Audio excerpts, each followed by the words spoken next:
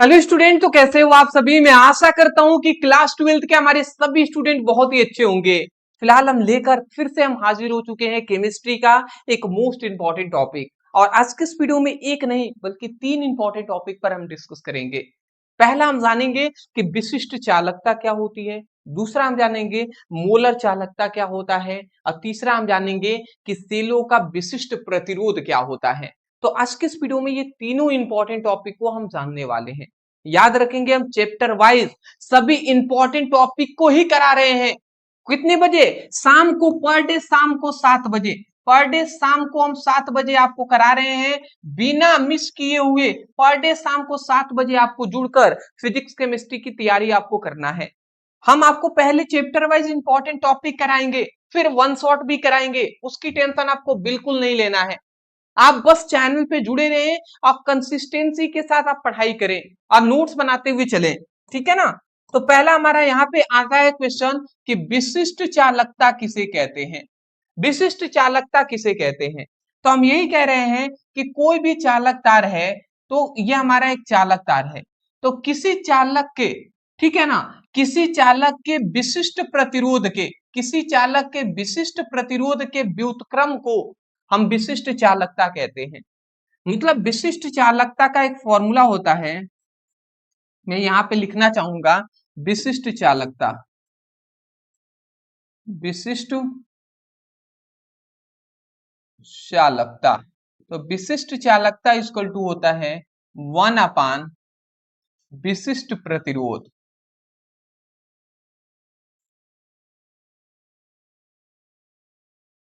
ये फॉर्मूला होता है। ये क्या होता है जी? ये फॉर्मूला होता है। ठीक है, ये बात आप याद रखेंगे, ये फॉर्मूला होता है। ये किसका फॉर्मूला है जी? विशिष्ट चालकता का ये फॉर्मूला है। यहाँ पे क्या बताया जा रहा है? विशिष्ट प्रतिरोध के व्युत्क्रम को विशिष्ट चालकता कहते हैं। अब किसका विशिष्ट प्रतिरोध? कोई चालक है, इसी में ना विशिष्ट प्रतिरोध उत्पन्न होगा।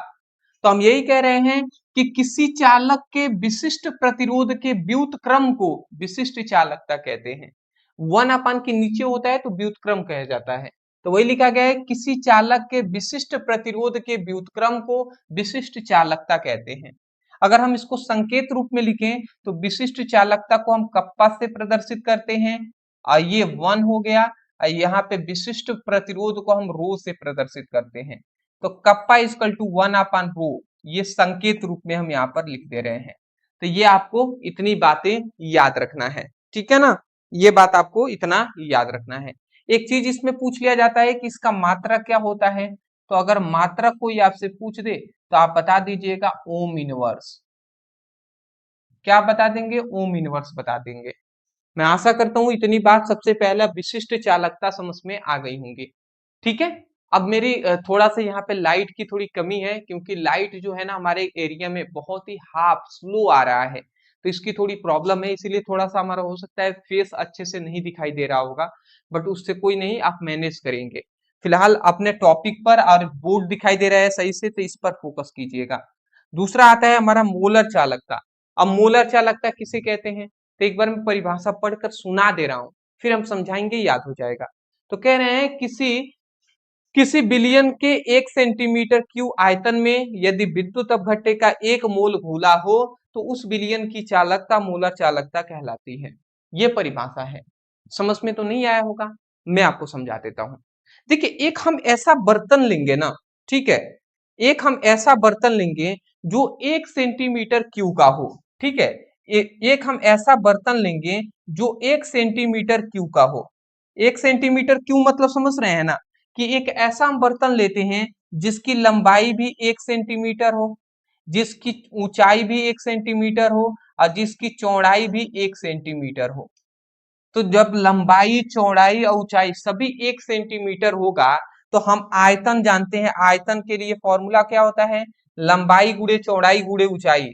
तो लंबाई 1 सेंटीमीटर, चौड़ाई 1 सेंटीमीटर, ऊंचाई 1 सेंटीमीटर। तो ये क्या हो जाएगा? एक एक का गुणा होगा तो एक ही होगा, और सेंटीमीटर तीनों अगर गुणा होंगे तो सेंटीमीटर क्यूब हो जाएगा।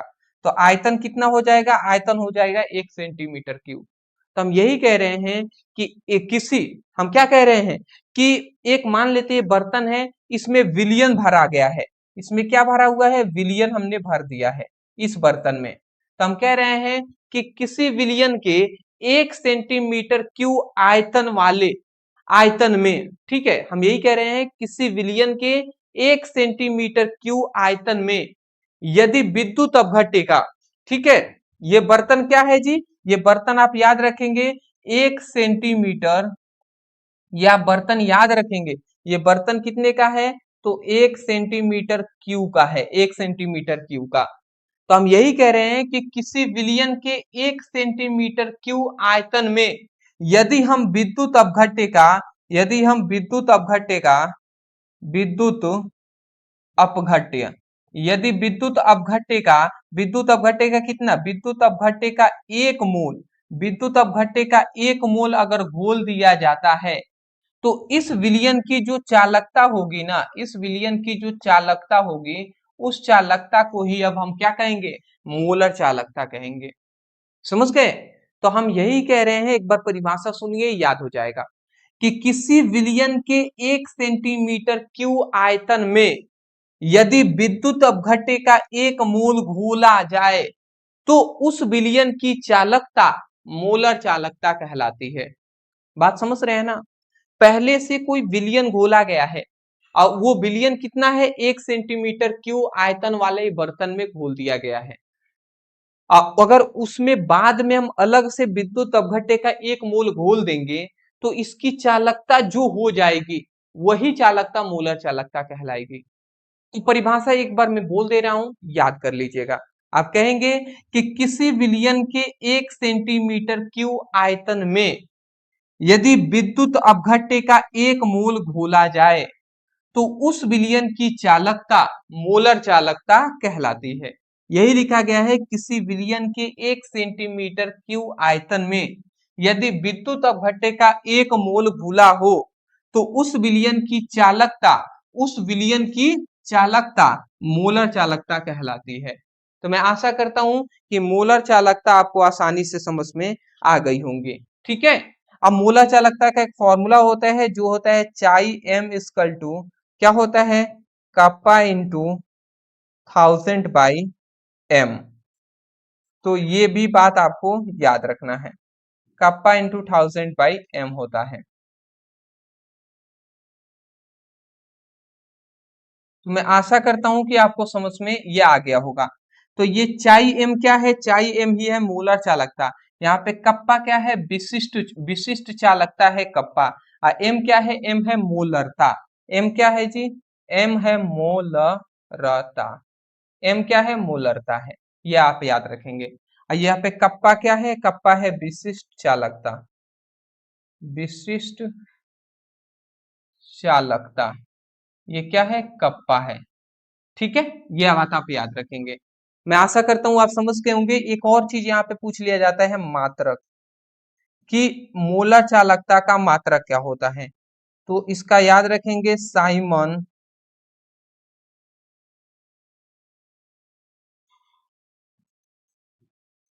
मीटर स्क्वायर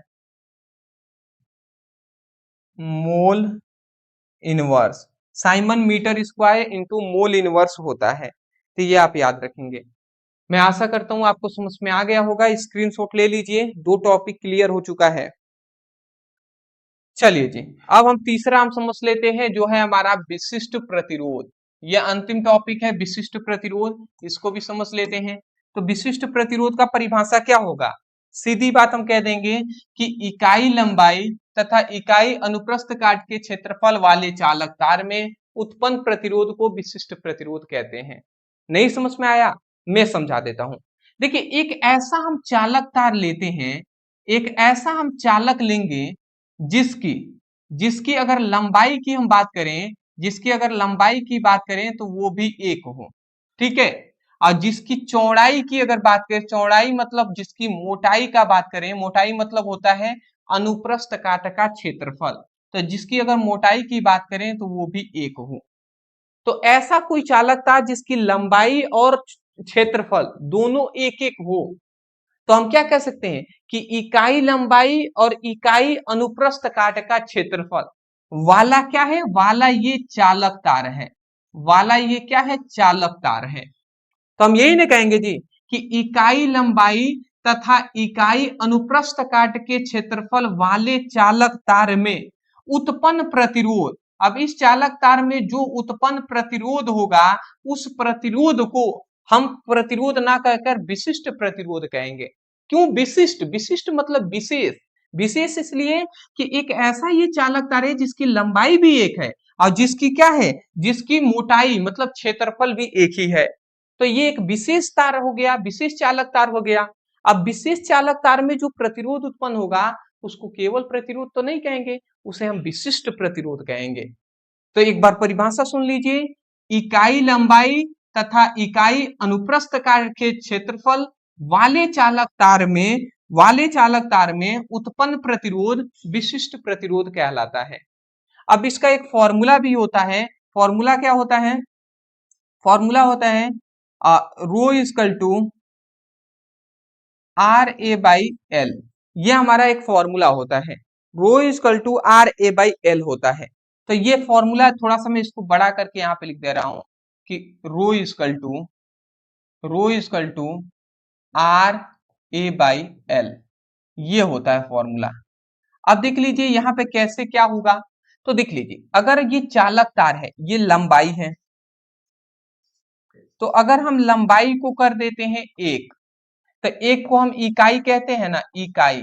तो याद रखेंगे एक मतलब इकाई की बात हो रही है। और अगर क्षेत्रफल, अनुप्रस्थ काट का जो क्षेत्रफल है ए, इसका भी हम एक कर देते हैं, एक मतलब इकाई।